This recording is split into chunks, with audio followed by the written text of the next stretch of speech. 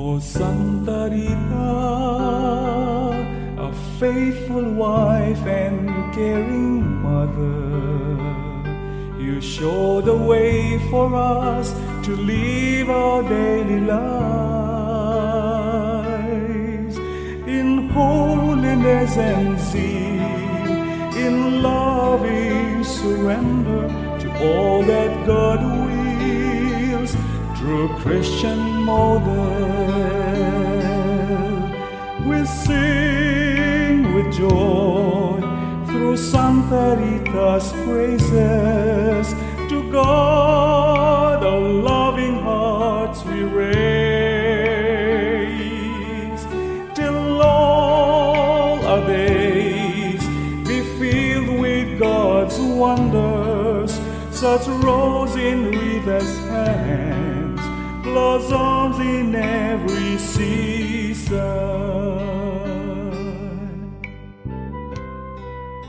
Jien Sister Teresa Kabilleri Soru Agostinjana insellimlek u nilqek għall-programm tagħna ta' qari spiritwali li tul din l-iskeda qed ilaqqana ma' Santa Rita minn Kaxxja.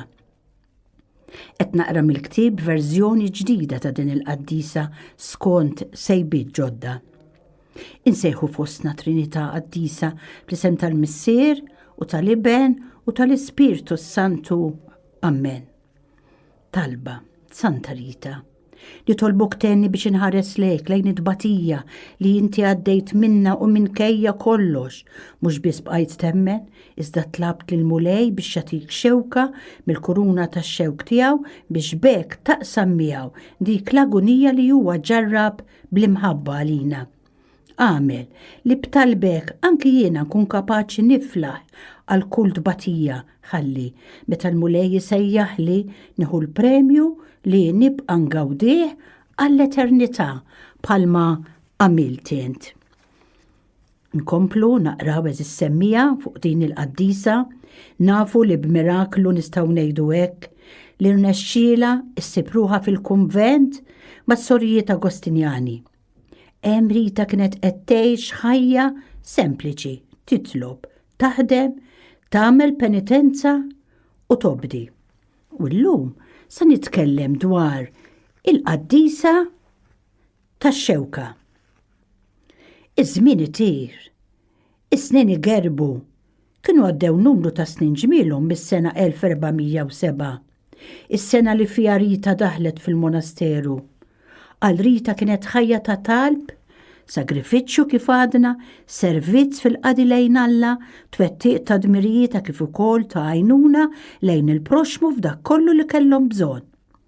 Iżda Rita dan kollu ma kienx biżżejjed, riedet li tagħmel aktar.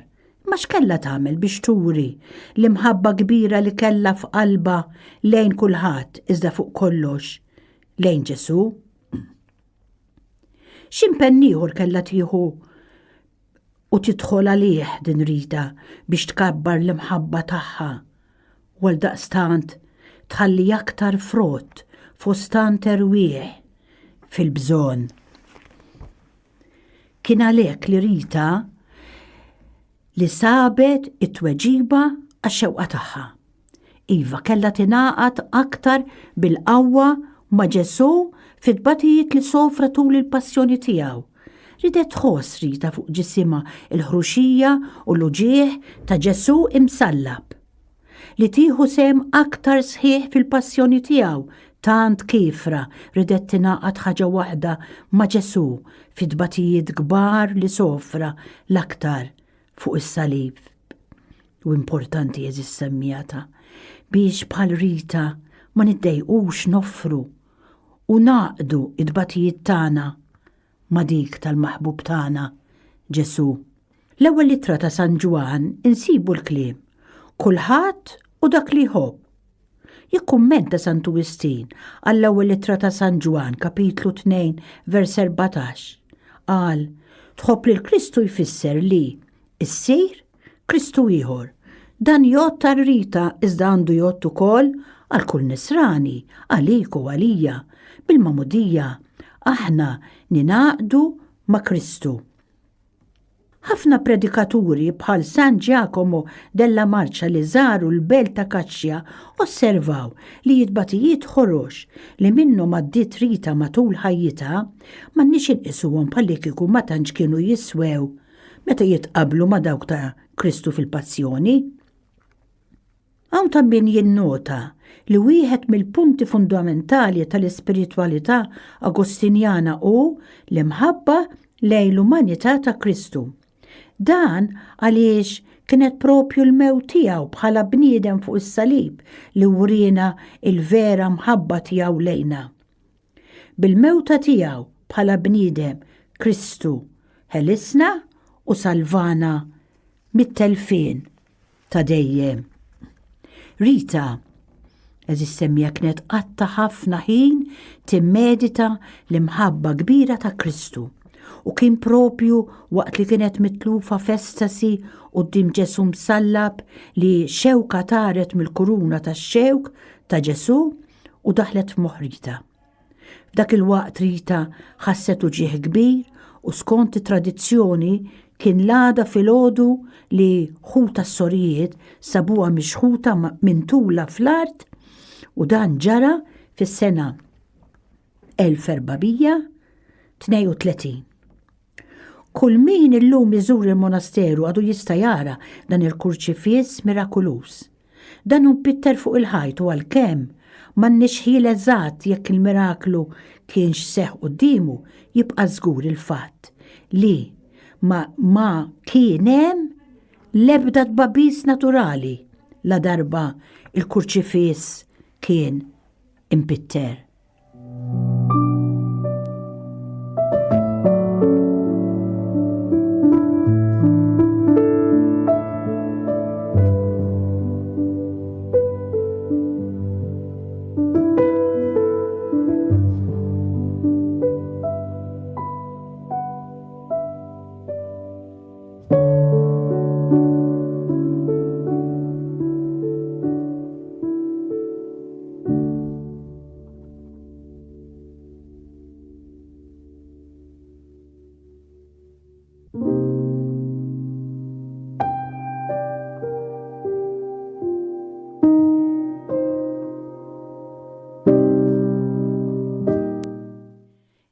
Semmija Rita għexet b'dan ir-rigal tax-xewka li kien ta' Ġesu b'umiltà kbira qatt ma ftaħret bih. Dwar il-ferita ta' fuq moħħa ftit li xejn kienet titkellem. Hu tas-sorijiet dik il-pjaga li ma talaqqat tal-ewwel kienu jqisuha bħala ferita. Meta kienu jħossuha imbeżza u mħawda lir Rita, kienu joqogħdu attenti ħafna li jebda ħjiel m'għandu joħroġ il-barra mill-monasteru biex jiġu evitati problemi mal-awtoritajiet tal-Knisja. Iżda, xorta ma kienx irnexxielhom li dan il-fenomenu iżommuh mistur. Kien għalhekk li sħaba s-sorjiet kif kienu jissostnu xi wħud kienu jżommuha f'iżolament. Il-pjaga li Rita kellha fuq moħħha kienet ġrajja tas-sew unika u straordinarja. Differenza għal xi mirakli oħra, il-pjaga ta' Rita ma kienx tnixxi d-demm matul ir-randan u l-ġimgħa mqazza. Il-ferita li kellha Rita kienet fonda u vera u sal-ġurnata tal-lum għadha tidher fuq ġisimha meqjum f'Kaċċja. Min eżamijiet mediċi speċjalizzati li saru sabu sinjali tal-ferita fuq l-għadma tal-moħħ. Ir-riżulta wkoll li l-ferita ma kibritx iżda baqgħet dejjem tal-istess daqs. Fis-sena 1972 it-tabib Zakki wara li wettaq l-eżamijiet mediċi stqarek. Qal: il-kranju huwa lix minn barra f'parti żgħira li hi pjuttost imkemxa. F'din il-parti mkemxa eżattament fuq il-parti ta' quddiem tal-moħħ osservajna sinjal li jidher sew, linja twila madwar 25 mm u wiesa 9 mm u fonda biżżejjed li tilħaq il-ġewwieni. Iżda ma tippenetrax il-kranju. Din il-qasma se ġiet permezz ta' trauma ngħidu aħna għal it-tabib b'istrument bla punta jew inkella permezz ta' ħabta kbira ma' xi ħaġa jew kantuniera appuntata. Jew seta' ġara permezz ta' strument ippuntat li daħal b'forza qawwija u allura bara x'ladma. Dan ġara għax Ġesu bħala għarus rrid li jippremja lil Rita bis-siġiel tal-imħabba u l-passjoni tiegħu biex hi tkun maquda miegħu anki fis-salib għall-ġid tal-bnedmin kollha matul iż-żminijiet.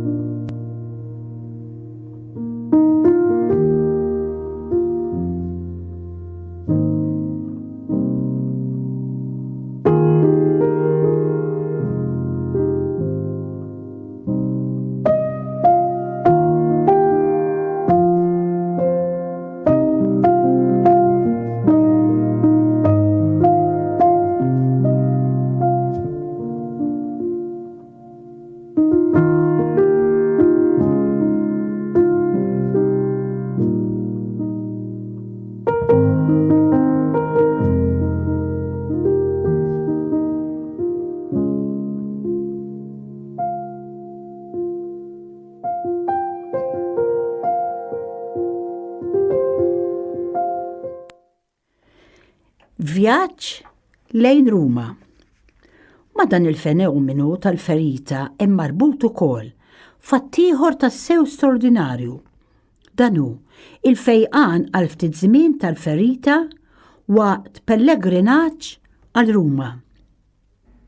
Ħafna kienu tal-fema li Rita mietet fis-sena 1457 biex jiġġustifikaw il-vjaġġ li għamlet bħala pellegrinaġġ Rita fl-okkażjoni tas-sena mqazza tal-1450. Għana diġà tkellimna b'mod l-aktar speċifiku ġveru li Rita mietet fis-sena 1447. Allura kif nispjegaw il-vjaġġ ta' Rita lejn Ruma? Nisimgħu. Fis-sena 1446 il-Papa Eugenju IV ikkanonizza l-Qaddis Agostinjan San Nicola minn Tolentino. Dan l-avveniment kien tansew importanti għall-Ordni Agostinjan minn meta twaqqaf fis-sena 1244. Peress li dan il-Qaddis kien l-ewwel Agostinjan li kien ġie ikkanonizzat, jiġifieri iddekjarat Qaddis mill-Knisja. San Nicola kien imsemmi ħafna għal mirakli li wettaq, għal ħniena kbira li kellu li kull min kien batut u għas-sempliċità tiegħu. Kien ukoll magħruf ħafna bħala konfessur u għall-għajnuna kbira li kien jagħti lil morda. Kien imsemmi wkoll bħala l-Qaddis protettur tal-erwieħ tal-Purgatorju. Fil-fatt, għadu ħafna famuż is-settenarju ta' Qudies ta' San Nicola minn Tolentino. Jekk hemm xi qaddis li llum nistgħu nqabbluh miegħu ikollna ngħidu li huwa San Piju ta' Pietralcina. Rita kienet tirrikorri għand San Nicola minn Tolentino biex jgħinha f'mumenti traġiċi ta' ħajjitha. Leħ kienet irrikorriet biex tikseb il-paċi bejn il-familji u saħansitra kienu li jgħinha tidħol fil-monasteru. Jista' jkun li Rita titlef okkażjoni bħal din, daqshekk kbira tal-kanonizzazzjoni ta' San Nicola u żgur li le. Is-sorjiet sħaba ma ridux tmur magħhom Ruma minħabba l-istrapazz tal-vjaġġ għaliex ħassew li ma kinitx tifla ħalih, dan minħabba wkoll li bissaw mill-ferita li kellha fuq moħħha u wkoll l-età avvanzata tagħha kienu ser ipoġġuha fil-periklu. Jista' jkun ukoll li s-sorjiet sħaba ma ridux tidher fil-pubbliku b'dik il-ferita fuq moħħha propju f'Ruma, fiċ-ċentru tal-Kristjanità miżowda bin-nies. Isimgħu Sorrita x'għamlet. Daret lejn il-mulej Ġesu li tant kienet tħobb u talbitu bil-ħerqa li jagħtiha l-grazzja li tant xtaqet li tmur hi wkoll Ruma. Kif tajt l-istorja li hawn qed tirreferi għal ġublew tal-1450, b'fiduċja kbira Rita għamlet titingwent sempliċi fuq il-ferita u din għalqet mingħajr ma ħalliet ebda sinjal. Iva, issa setet tmur Ruma u tgħix dawk il-memorji għad-disin tal-martri b'devozzjoni hekk kbira li tirċievi l-ġublew. Fil-fatt dak il-gwett ma kien fih xejn speċjali li seta ifejja il-ferita, tantu hekk li meta Rita reġgħet lura lejn kaxxa, il-ferita reġgħet fetħet fl-istess post fuq moħħha. Dan żgur li kien fenomenu uniku li probabbilment għen biex ineħħi kull dubju li kellhom ħuta s-sorjiet. Wara dak il-vjaġġ, Rita waslet lura għajjina u dajfa, imma ferħana ħafna. Il-ferita fetħet hekk kif qorbu lejn kaxxa kif jidher f'pittura fil-kor tal-monasteru fejn kienet tgħix Rita.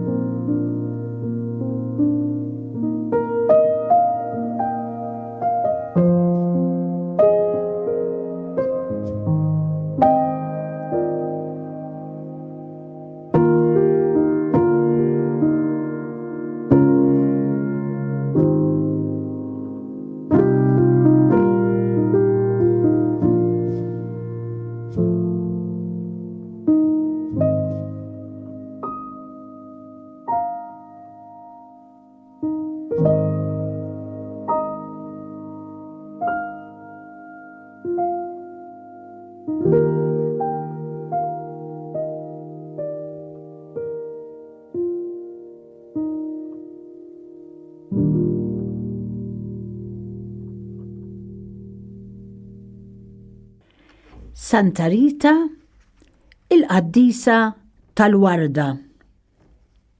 Sew l-età, sew il-mart, ma ħallewx Rita taħdem mal-batuti barra mill-monasteru. It-talb kien l-aqwa mod li bih kienet tħossa viċin tagħhom. Barra minn hekk, minn mindu kienet irċevit l-istigmata, ġifieri l-pjaga fuq moħħha, ħafna nies bdew iqisuha bħala qaddisa. Huma kienu jitolbu lil Rita biex bit-talb tagħha tinterċedi għalihom biex jaqilgħu xi grazzja minn Alla.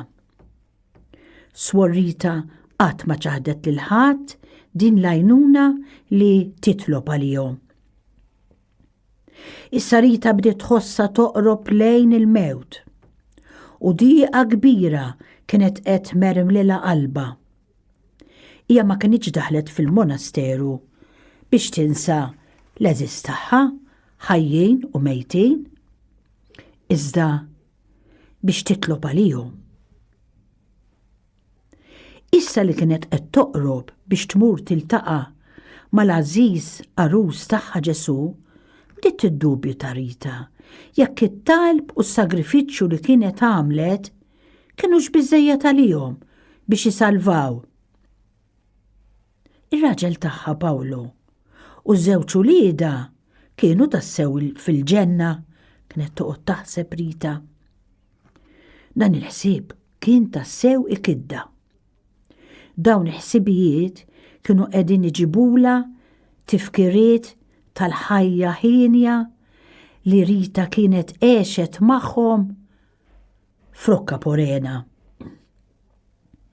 Kien għalhekk li darba waħda, waqt li qariba tagħha ġiet iżżura fl-eqel tax-xitwa, Rita wriet xewqa stramba tas-sew. U hawn għandna xhieda semmija minn rakkont ta' sħaba s-sorjiet. Isimgħu xi jgħidu. Il-mulej Allatana kien jieħu gost jagħti sinjali ċari tal-imħabba tiegħu lejla rusa għażiża tiegħu. Kien fl-eqel tax-xitwa, meta kollox kien miksi bis-silġ. Li ġiet mara twajba qariba ta' Rita biex tara. Qabel telqet, din staqsit lil Rita jekk xtaqet xi ħaġa mid-dar tagħha. Rita weġbitha li xtaqet warda u żewġ tiniet mill-ġnien tad-dar tagħha. Dik il-mara tbissmet, ħasbitha li qed tewden minħabba l-mart li kellha fuqha. U telqet minn ħdejha. Meta waslet fid-dar ta' Rita, hija ħaffet lejn il-ġnien u baġeb kbir tilmaħ warda sabiħa fuq tsok bla ħdura mimli silġ. U fuq is-siġra tat-tin tilmaħ tnejn żbieħ u misjurin. Staġbet mhux ftit meta qiset xi staġun kien u t-tebkiesaħ li kien qed jagħmel. Hija ġabrithom u kienet pronta biex teħodhom lir Rita. Semmija Rita kienet talbet sinjal mis-sema u issa kellha tweġiba ċara permezz ta' dan il-miraklu li kien ifisser li iva l-eżiż tagħha kienu qalaw il-maħfra divina. U illum semmija kull min iżur Rokka Porena jista' jmur fil-ġnien tad-dar ta' Rita fejn isib skultura tal-bronz li tirrappreżenta lil Santa Rita u l-qariba tagħha. Dan il-miraklu kien il-bidu tad-devozzjoni meta Rita bdiet tissejjaħ il-qaddisa tal-ward. Mela mhux ta' bxejn ta' li llum ta' kull sena madwar id-dinja fejn issir il-festa tagħha jitbierku għad kbir ta' ward. Dawn il-wardiet jitqasmu bid-devoti lill-familji u l-ħbib tagħhom. Dan il-ward jingħata wkoll bħala devozzjoni lill-morda. Kull min iżur il-ġisem qaddis tagħha f'kaxxa jaf il-istorjiet qatt ma jħallu vojta il-vażuni taħdejha. F'kull staġun tas-sena huma jagħmlu ħilithom kollha biex jimlewhom bil-ward sabiħ. Il-warda kienet il-fjura devota u favorita ta' Rita. Permezz ta' dan il-ward, Santa Rita qisha trid tfiem li huwa meta ngħaddu mix-xewq u dbattijiet tal-ħajja semmija li nistgħu naslu għal fwieħa tal-qdusija. Ta' ngħaddu mix-xewq u dbattijiet tal-ħajja iva nistgħu naslu għal fwieħa tal-qdusija. Niqafaw illum, nsellimlek u nirringrazzjak li kont magħna għal dan il-programm. Il-paċi miegħek. O Santa Rita, a faithful wife and caring mother, you show the way for us to live our daily lives in holiness and zeal, in loving surrender to all that God wills through Christian model. We sing with joy through Santa Rita's praises. To God our loving hearts we raise, till all our days wonders, such rose in wreathed hands, blossoms in every season.